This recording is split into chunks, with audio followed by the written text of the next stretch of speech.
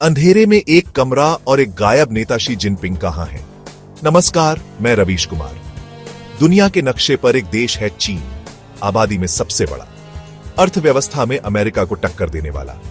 इस देश का एक नेता है शी जिनपिंग, जिन्हें चीन का सबसे ताकतवर नेता माना जाता है। लेकिन पिछले कुछ दिनों से वो दिखाई नहीं दे रहे हैं। उनकी कोई तस्वीर नहीं आ रही, कोई भाषण नहीं सुनाई दे रहा। सोशल मीडिया पर अफवाहों का एक तूफान सा आ गया है। लोग पूछ रहे हैं, क्या शी जिनपिंग को नजरबंद कर दिया गया है? क्या चीन में तख्ता पलट हो गया है? ये सवाल सिर्फ चीन की गलियों में नहीं, बल्कि दुनिया भर के सत्ता के गलियारों में गूंज रहे हैं। क्योंकि जब चीन में पत्ता भी हिलता है तो उसकी आवाज पूरी दुनिया में सुनाई देती है। ये कोई मामूली बात नहीं है।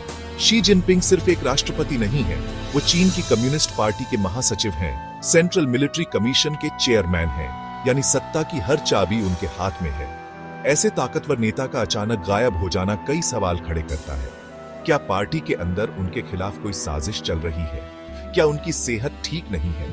या फिर यह उनकी कोई सोची समझी रणनीति का हिस्सा है? चीन की सरकारी मीडिया इस पर पूरी तरह से चुप है। उनकी चुप्पी इन अफवाहों को और हवा दे रही है। ऐसा लग रहा है जैसे किसी ने एक बड़े से कमरे की बत्ती बंद कर दी हो और अब हर कोई अंधेरे में टटोल रहा है कि आखिर चल क्या रहा है। चीन का राजनीतिक सिस्टम एक बंद डिब्बे की तरह है। बाहर से आप सिर्फ अंदाजा लगा सकते हैं, अंदर क्या पक रहा है यह जानना लगभग नामुमकिन है।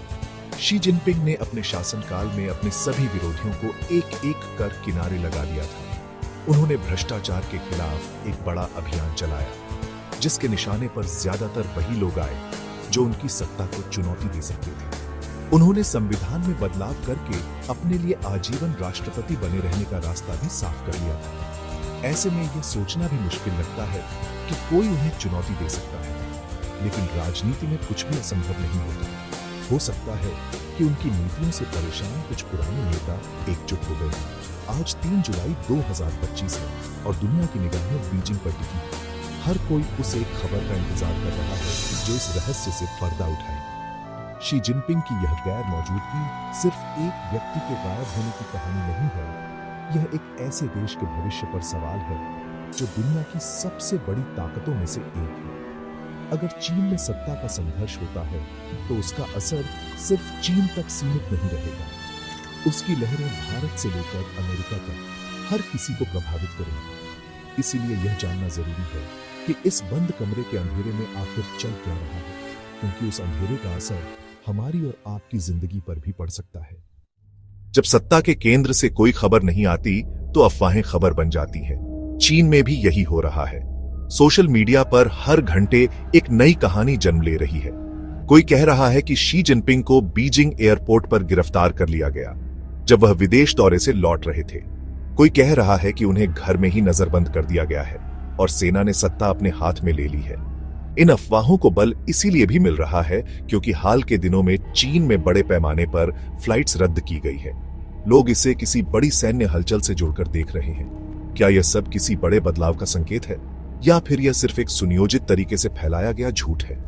सच और झूठ के बीच की लकीर बहुत धुंधली हो गई है। चीन की सरकार, जो हर छोटी बड़ी खबर पर नियंत्रण रखती है, इस मामले पर खामोश है। उनकी सरकारी मीडिया रोज की तरह सामान्य खबरें दिखा रही है, जैसे कुछ हुआ ही ना हो। यह खामोशी अपने आप में एक कहानी कहती है। यह बताती है कि या तो सरकार खुद नहीं जानती कि क्या हो रहा है, या फिर वह जानबूझकर दुनिया को अंधेरे में रखना चाहती है। शी जिनपिंग के समर्थक कह रहे हैं कि यह पश्चिमी देशों की साजिश है जो चीन की छवि खराब करना चाहते हैं। लेकिन यह सवाल अपनी जगह बना हुआ है कि अगर सब कुछ ठीक है तो चीन के सबसे बड़े नेता सामने आकर एक बयान क्यों नहीं दे देते? यह अफवाहों का बाजार सिर्फ आम लोगों तक सीमित नहीं है। दुनिया भर की खुफिया एजेंसियां, बड़े बड़े पत्रकार और चीन के विशेषज्ञ भी इन अटकलों पर नजर बनाए हुए हैं। वे चीन की सरकारी वेबसाइटों, सोशल मीडिया प्लेटफॉर्म वीबो और सेना की हर छोटी बड़ी गतिविधि का विश्लेषण कर रहे हैं। वे यह समझने की कोशिश कर रहे हैं कि क्या इन अफवाहों में कोई सच्चाई है। कुछ विशेषज्ञ मानते हैं कि चीन की अर्थव्यवस्था की खराब हालत, जीरो कोविड पॉलिसी से लोगों में गुस्सा और अंतरराष्ट्रीय स्तर पर चीन की बिगड़ती छवि, इन सब ने मिलकर शी जिनपिंग के खिलाफ एक माहौल बना दिया। हो सकता है कि पार्टी के कुछ वरिष्ठ नेता इस मौके का फायदा उठाना चाहते हों। यह स्थिति एक थ्रिलर फिल्म की तरह है। जिसका क्लाइमेक्स अभी बाकी है। हर कोई अपनी अपनी थ्योरी बना रहा है, लेकिन असली कहानी क्या है ये सिर्फ वही लोग जानते हैं जो बीजिंग के सत्ता के केंद्र झोंगनानहाई के बंद दरवाजों के पीछे बैठे हैं। जब तक वहां से कोई आवाज नहीं आती तब तक दुनिया सिर्फ कयास लगा सकती है, लेकिन ये याद रखना जरूरी है कि ये कयास उस देश के बारे में है जिसकी हर हरकत का असर पूरी दुनिया पर पड़ता है। इसलिए इस अफवाहों के बाजार में भी हमें सच के संकेतों को ढूंढते रहना होगा, क्योंकि इसी में हमारे भविष्य की दिशा छिपी हो सकती है। जब किसी नाटक का मुख्य किरदार मंच से गायब हो जाता है तो सबकी नजरें उन किरदारों पर टिक जाती हैं जो उसकी जगह ले सकते हैं। चीन की राजनीति के इस नाटक में भी दो नाम अचानक सुर्खियों में आ गए हैं। पहला नाम है जनरल जांग यूशिया और दूसरा नाम है वांग यांग। ये दोनों कौन हैं और इनकी चर्चा क्यों हो रही है, यह समझना जरूरी है, क्योंकि अगर चीन में कोई बदलाव होता है तो हो सकता है कि सत्ता की बागडोर इन्हीं में से किसी के हाथ में आए। ये नाम आज चीन की सत्ता के गलियारों में फुसफुसाहट का केंद्र बने हुए हैं और इनकी हर गतिविधि पर दुनिया की नजर है। जनरल जांग यूशिया चीन की सेना यानी पीपुल्स लिबरेशन आर्मी के एक बहुत बड़े और सम्मानित अधिकारी हैं। वह सेंट्रल मिलिट्री कमीशन के वाइस चेयरमैन हैं, यानी शी जिनपिंग के बाद सेना में सबसे ताकतवर व्यक्ति। उनकी खास बात यह है कि उनके पास युद्ध का वास्तविक अनुभव है। उन्होंने 1969 में वियतनाम के साथ हुए युद्ध में हिस्सा लिया था। चीन की सेना में ऐसे बहुत कम जनरल हैं जिन्होंने असली लड़ाई लड़ी हो। इसके अलावा उनके पिता भी सेना में एक बड़े अधिकारी थे और शी जिनपिंग के पिता के करीबी माने जाते थे। इसलिए जांग को शी जिनपिंग का वफादार माना जाता रहा है। लेकिन अब अफवाह है कि सेना ने ही शी को नजरबंद किया है और इस ऑपरेशन का नेतृत्व जनरल जांग कर रहे हैं। दूसरा नाम है वांग यांग का। वांग यांग चीन की राजनीति के एक मंझे हुए खिलाड़ी हैं। वह फिलहाल Chinese People's Political Consultative Conference के चेयरमैन हैं, जो एक तरह से चीन की सलाहकार संस्था है। वांग यांग को एक उदारवादी और सुधारवादी नेता माना जाता है। वह शी जिनपिंग की तरह आक्रामक नहीं है। वह बातचीत और आर्थिक सुधारों पर जोर देने के लिए जाना जाता है। जब शी जिनपिंग सत्ता में आए तो वांग यांग को प्रधानमंत्री पद का एक बड़ा दावेदार माना जा रहा था। कहा जाता है कि पार्टी के अंदर एक बड़ा खड़ा है जो शी जिनपिंग के वकालत नीतियों से खुश नहीं है और वह वांग यांग को एक बेहतर विकल्प के तौर पर देखती है। तो क्या चीन में सत्ता का संघर्ष संभव और पार्टी के अंदर चल रहा है? जनरल जांग वांग यांग मिलकर शी जिनपिंग के खिलाफ कोई योजना बना रहे हैं? ये सब अभी सिर्फ अटकलें हैं, लेकिन इन दो नामों की चर्चा में आना ही बताता है कि चीन की राजनीति में सब कुछ ठीक नहीं है। ये दिखाता है कि शी जिनपिंग की पकड़ शायद इतनी मजबूत नहीं है जितनी बाहर से दिखती है। अगर चीन में नेतृत्व बदलता है और जांग या वांग में से कोई सत्ता में आता है तो चीन की नीतियों में बड़ा बदलाव देखने को मिल सकता है। इसका असर चीन के अंदर और बाहर दोनों जगह महसूस किया जाएगा। जब पड़ोसी के घर में तूफान आता है तो उसकी आवाज और धूल आपके घर तक भी पहुंचती है। भारत और चीन का रिश्ता कुछ ऐसा ही है। हमारे बीच हजारों किलोमीटर लंबी सीमा है जिस पर तनाव बना रहता है। हमारे बीच व्यापारिक रिश्ते भी बहुत गहरे हैं। ऐसे में अगर चीन के अंदर कोई बड़ी राजनीतिक उथल पुथल होती है तो भारत के लिए चिंता करना स्वाभाविक है। हमारी सबसे पहली और बड़ी चिंता सीमा को लेकर है। लद्दाख में गलवान घाटी की घटना के बाद से दोनों देशों के बीच विश्वास की एक गहरी खाई बन चुकी है। हजारों सैनिक आज भी सीमा पर आमने सामने तैनात हैं। अगर चीन में सत्ता कमजोर पड़ती है या कोई नया अनुभवहीन नेता आता है तो स्थिति और बिगड़ सकती है। हो सकता है कि अपनी सत्ता को मजबूत करने के लिए या देश का ध्यान भटकाने के लिए नया चीनी नेतृत्व सीमा पर कोई आक्रामक कार्रवाई कर दे। इतिहास गवाह है कि जब भी चीन के अंदरूनी हालात बिगड़े हैं उसने सीमा पर तनाव बढ़ाया है।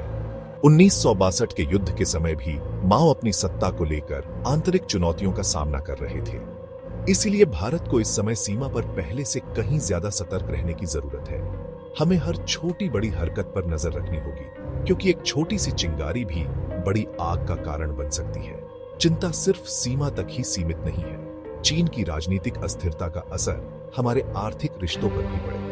आज भी हम बहुत सी चीजों के लिए चीन पर निर्भर हैं, खासकर इलेक्ट्रॉनिक्स और दवाइयों के कच्चे माल के लिए। अगर चीन में राजनीतिक संकट गहराता है तो वहां की फैक्ट्रियां बंद हो सकती हैं, सप्लाई चेन टूट सकती है इसका सीधा असर भारत के बाजारों पर पड़ेगा। चीजों की कीमतें बढ़ सकती हैं और जरूरी सामान की कमी हो सकती है। कोरोना महामारी के समय हमने देखा था कि कैसे चीन से सप्लाई रुकने पर पूरी दुनिया में हाहाकार मच गया था। भारत को इस आर्थिक झटके के लिए भी तैयार रहना होगा। इसके अलावा एक और चिंता है, अगर चीन में कोई ऐसा नेता आता है जो शी जिनपिंग से भी ज्यादा राष्ट्रवादी और आक्रामक हो तो क्या होगा? अगर कोई सैन्य जनरल सत्ता पर काबिज हो जाता है तो उसकी प्राथमिकता सैन्य ताकत का प्रदर्शन करना हो सकता है। ऐसे में भारत के साथ बातचीत की संभावना और कम हो जाएगी। जो थोड़ी बहुत बातचीत अभी चल रही है वह भी बंद हो सकती है। इसलिए भारत के लिए यह समय बहुत ही नाजुक है। हमें चीन के हर घटनाक्रम को बहुत बारीकी से समझना होगा। हमें यह दुआ करनी होगी कि पड़ोसी के घर का मौसम शांत रहे, क्योंकि उसके मौसम का असर हमारी फसल पर भी पड़ता है। चीन की कहानी सिर्फ चीन तक सीमित नहीं है। उसकी परछाई उसके सभी पड़ोसियों पर पड़ती है और यह परछाई अक्सर रिश्तों को और उलझा देती है। चीन अपनी आर्थिक और सैन्य ताकत का इस्तेमाल अपने पड़ोसियों पर दबदबा बनाने के लिए करता रहा है। वह छोटे देशों को कर्ज के जाल में फंसाता है, उनके अंदरूनी मामलों में दखल देता है और विवादित इलाकों पर अपना दावा ठोकता है। दक्षिण चीन सागर में उसके पड़ोसी देश जैसे वियतनाम, फिलीपींस, मलेशिया सभी चीन की आक्रामकता से परेशान हैं। चीन पूरे समुद्र पर अपना हक जताता है, जो अंतर्राष्ट्रीय कानूनों का खुला उल्लंघन है। अगर चीन में राजनीतिक अस्थिरता आती है तो इन पड़ोसी देशों के लिए स्थिति और भी अनिश्चित हो सकती है। एक तरफ यह उनके लिए एक मौका हो सकता है कि वे चीन के दबाव से बाहर निकले। अगर चीन अपने अंदरूनी संकट में उलझ जाता है तो हो सकता है कि उसका ध्यान इन पड़ोसी देशों से हट जाए।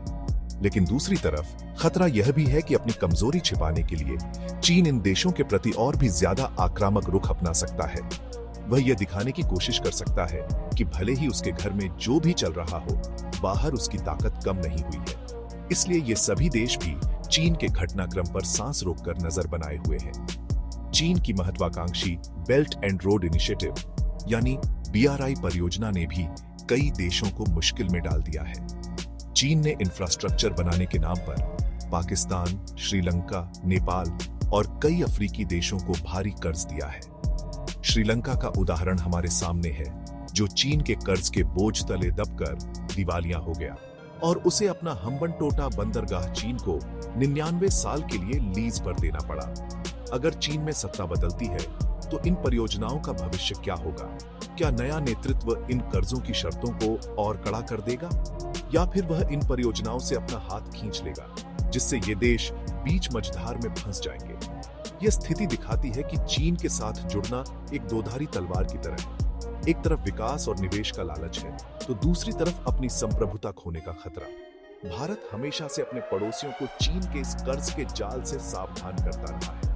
भारत का मानना है कि रिश्ते बराबरी के होने चाहिए, मालिक और गुलाम के नहीं। चीन की मौजूदा राजनीतिक हलचल ने एक बार फिर यह साबित कर दिया है कि किसी एक देश पर बहुत ज्यादा निर्भर रहना कितना खतरनाक हो सकता है।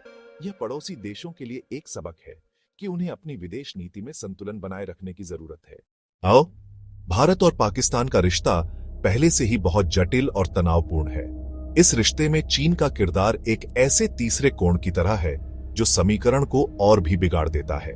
चीन और पाकिस्तान की दोस्ती को पहाड़ों से ऊंची, समंदर से गहरी और शहद से मीठी कहा जाता है, लेकिन असल में यह दोस्ती भारत के खिलाफ एक रणनीतिक साझेदारी है। चीन पाकिस्तान को हर तरह की मदद देता है, आर्थिक, सैन्य और कूटनीतिक। उसने पाकिस्तान को परमाणु हथियार बनाने में मदद की, उसे आधुनिक लड़ाकू विमान दिए और संयुक्त राष्ट्र में हमेशा उसे बचाता रहा है। चीन यह सब इसलिए करता है ताकि वह पाकिस्तान को भारत के खिलाफ एक मोहरे की तरह इस्तेमाल कर सके। जब भारत का ध्यान पाकिस्तान पर केंद्रित रहता है तो चीन को अपनी सीमाओं पर और हिंद महासागर में अपना प्रभाव बढ़ाने का मौका मिल जाता है। चीन पाकिस्तान आर्थिक गलियारा यानी CP की इसी रणनीति का एक बड़ा हिस्सा है। यह गलियारा पाकिस्तान के कब्जे वाले कश्मीर यानी POK से होकर गुजरता है, जिस पर भारत अपना दावा करता है। इसके जरिए चीन न सिर्फ भारत की संप्रभुता को चुनौती दे रहा है, बल्कि अरब सागर तक अपनी सीधी पहुंच भी बना रहा है। यह भारत की सुरक्षा के लिए एक बड़ा खतरा है। अब सोचिए, अगर चीन में कोई अस्थिरता आती है तो इसका पाकिस्तान पर क्या असर होगा? पाकिस्तान की अर्थव्यवस्था और सेना काफी हद तक चीन की मदद पर निर्भर है। अगर चीन से आने वाली मदद रुक जाती है या कम हो जाती है तो पाकिस्तान एक बड़े संकट में फंस सकता है। उसकी अर्थव्यवस्था चरमरा सकती है और सेना कमजोर पड़ सकती है। भारत के लिए यह एक अवसर की तरह लग सकता है, लेकिन इसमें भी एक खतरा छिपा है। एक कमजोर और अस्थिर पाकिस्तान भारत के लिए और भी बड़ा सिरदर्द बन सकता है। वहां कट्टरपंथी ताकतों को सिर उठाने का मौका मिल सकता है, जो भारत में आतंकवाद को बढ़ावा दे सकती है। इसलिए भारत को इस स्थिति पर बहुत सावधानी से नजर रखनी होगी।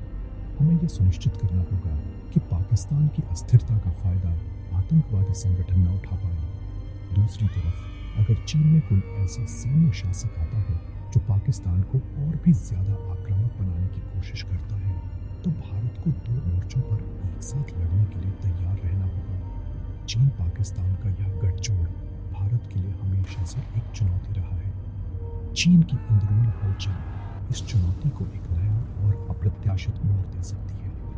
भारत को इस बदलते समीकरण के लिए तैयार रहना होगा, क्योंकि इस कहानी का हर पन्ना हमारी सुरक्षा से जुड़ा है। चीन का प्रभाव सिर्फ दक्षिण एशिया तक ही सीमित नहीं है, वह मध्य एशिया और उससे आगे भी अपनी पकड़ मजबूत कर रहा है। रूस यूक्रेन युद्ध के बाद से रूस अंतरराष्ट्रीय स्तर पर अलग थलग पड़ गया है और उसकी चीन पर निर्भरता बहुत बढ़ गई है। एक समय था जब रूस खुद को एक बड़ी ताकत मानता था और चीन को अपने छोटे भाई की तरह देखता था, लेकिन आज हालात बदल गए हैं। आज रूस चीन का एक जूनियर पार्टनर बनकर रह गया है। वह अपनी ऊर्जा मतलब तेल और गैस बेचने के लिए और आर्थिक मदद के लिए चीन पर निर्भर है। यह बदलाव दुनिया के शक्ति संतुलन को बदल रहा है। रूस की कमजोरी का फायदा उठाकर चीन मध्य एशिया के उन देशों में अपना प्रभाव बढ़ा रहा है जिन्हें रूस पारंपरिक रूप से अपना आंगन समझता था। कजाकिस्तान, उज्बेकिस्तान, तुर्कमेनिस्तान जैसे देश अब चीन की तरफ देख रहे हैं। चीन यहां बड़े पैमाने पर निवेश कर रहा है, सड़कें और रेल लाइनें बना रहा है। वह इन देशों को रूस के विकल्प के तौर पर खुद को पेश कर रहा है। यह रूस के लिए एक बड़ी चिंता का विषय है, लेकिन फिलहाल वह कुछ करने की स्थिति में नहीं है। चीन बहुत खामोशी से रूस के प्रभाव वाले इलाके में अपनी जगह बना रहा है। इसका एक और उदाहरण हमें हाल ही में रूस और अजरबैजान के बीच बढ़ते तनाव में देखने को मिलता है। अजरबैजान ने तुर्की की मदद से आर्मेनिया के साथ युद्ध में नागोर्नो काराबाख का इलाका जीता था। रूस इस इलाके में शांति सैनिक के तौर पर मौजूद था, लेकिन वह अजरबैजान को रोक नहीं पाया। अब अजरबैजान रूस पर दबाव बना रहा है। इस पूरे खेल में चीन की भी एक अप्रत्यक्ष भूमिका है। चीन तुर्की के साथ भी अपने रिश्ते मजबूत कर रहा है और अजरबैजान में भी निवेश कर रहा है। वह इस पूरे इलाके में एक बड़ी शक्ति के तौर पर उभर रहा है, जो रूस के प्रभाव को कम कर रहा है। भारत के लिए यह सब बहुत महत्वपूर्ण है। भारत के रूस के साथ पारंपरिक रूप से बहुत अच्छे रिश्ते रहे हैं।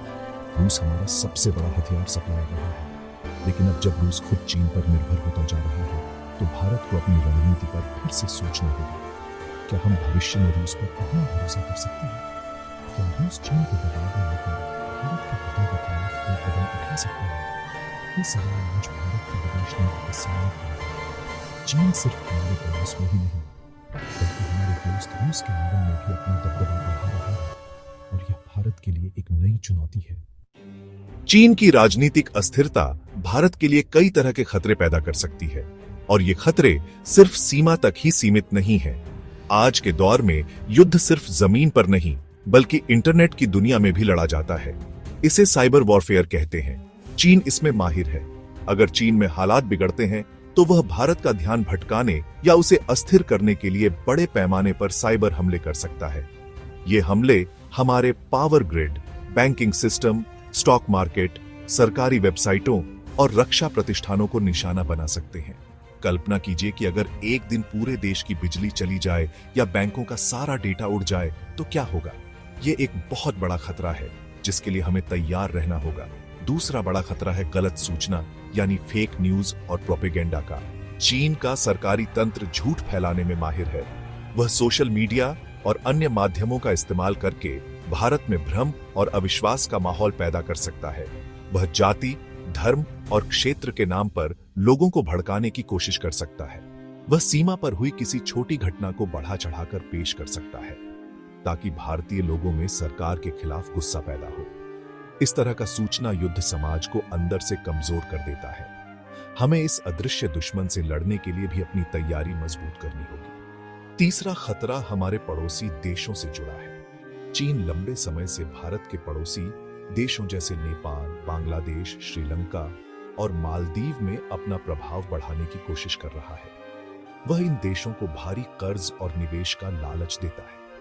अगर चीन में कोई कमजोर सरकार आती है तो वह इन देशों पर अपनी पकड़ बनाए रखने के लिए और भी आक्रामक हो सकती है।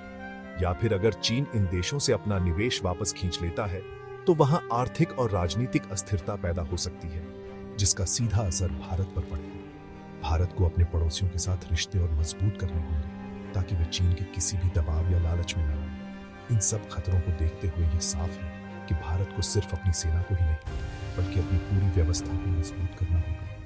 हमें अपनी साइबर सुरक्षा को अभेद्य बनाना होगा। हमें एक ऐसा तंत्र विकसित करना होगा जो फेक न्यूज को तुरंत पकड़ सके और उसका सच सामने ला सके।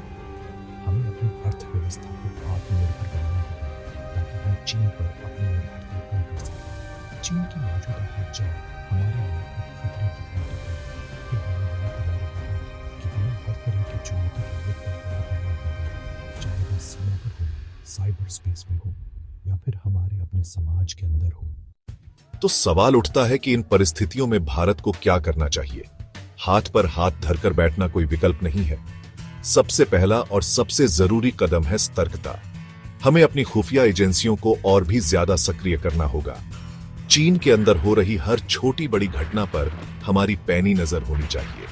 हमें सिर्फ खबरों पर नहीं बल्कि संकेतों पर ध्यान देना होगा। सीमा पर हमारी सेना को हाई अलर्ट पर रहना होगा। किसी भी तरह की घुसपैठ या उकसावे की कोशिश का तुरंत और मुंहतोड़ जवाब देने की तैयारी रखनी होगी। इसमें कोई भी ढिलाई नहीं बरती जानी चाहिए क्योंकि राष्ट्रीय सुरक्षा से बढ़कर कुछ भी नहीं है। दूसरा कदम है आत्मनिर्भरता। हमें यह मानकर चलना होगा कि चीन एक भरोसेमंद पड़ोसी नहीं है और न ही एक भरोसेमंद व्यापारिक भागीदार। हमें अपनी अर्थव्यवस्था को चीन पर से निर्भरता कम करनी होगी। मेक इन इंडिया को सिर्फ एक नारा नहीं बल्कि एक राष्ट्रीय मिशन बनाना होगा। दवाइयों के कच्चे माल यानी एपीआई, इलेक्ट्रॉनिक्स, मशीनरी और अन्य जरूरी चीजों का उत्पादन देश में ही बढ़ाने पर जोर देना होगा। इसमें समय लगेगा, लेकिन यह हमारी लंबी अवधि की सुरक्षा और संप्रभुता के लिए बहुत जरूरी है। एक आत्मनिर्भर भारत ही चीन की किसी भी आर्थिक धमकी का सामना कर सकता है। तीसरा कदम है कूटनीतिक संतुलन। हमें दुनिया के अन्य देशों के साथ अपने रिश्ते और मजबूत करने होंगे। क्वाड, जिसमें भारत, अमेरिका, जापान और ऑस्ट्रेलिया शामिल है, इस दिशा में एक महत्वपूर्ण मंच है। हमें इन देशों के साथ मिलकर हिंद प्रशांत क्षेत्र में चीन के बढ़ते दबदबे को संतुलित करना होगा। इसके साथ ही हमें रूस जैसे अपने पारंपरिक दोस्तों को भी साधे रखना होगा।